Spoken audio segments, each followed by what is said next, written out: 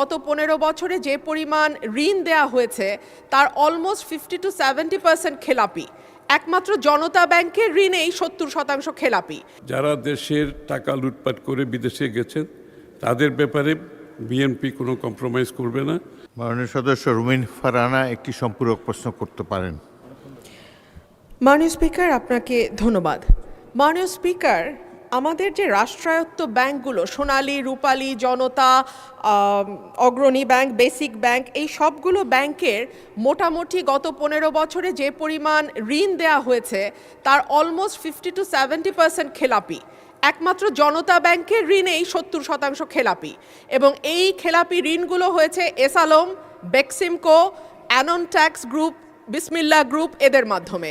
আমি মাননীয় মন্ত্রীর কাছে প্রশ্ন রাখছি, এই যে যারা গত 15 বছরে বিপুল পরিমাণ টাকা ঋণ নিয়ে সেটা পরিশোধ করে নাই তাদের ব্যাপারে কি ব্যবস্থা নেওয়া হবে এবং এই ব্যাংকগুলোর আর্থিক যে দুরবস্থা সেইটা কাটাতেই বা সরকার কি ব্যবস্থা নেবে? ধন্যবাদ মাননীয় স্পিকার।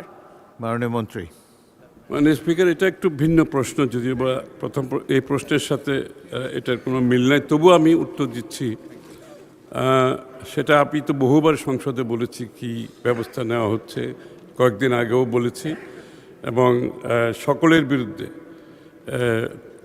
ব্যবস্থা ইতিমধ্যে অনেকগুলো মামলা হয়েছে, তদন্ত চলছে এবং অনেকের প্রপার্টি ইতিমধ্যে ক্রয় করার প্রক্রিয়া চলছে।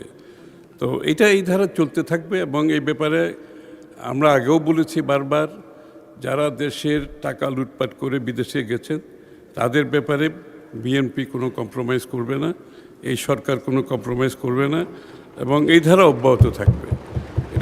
এটা তো বহুবার তথ্য দিয়েছি আমি সংসদে, কি ব্যবস্থা নিয়েছি সেই তথ্য, বিস্তারিত তথ্য দিয়েছি এই সংসদে এবং সুতরাং এই ধারা অব্যাহত থাকবে।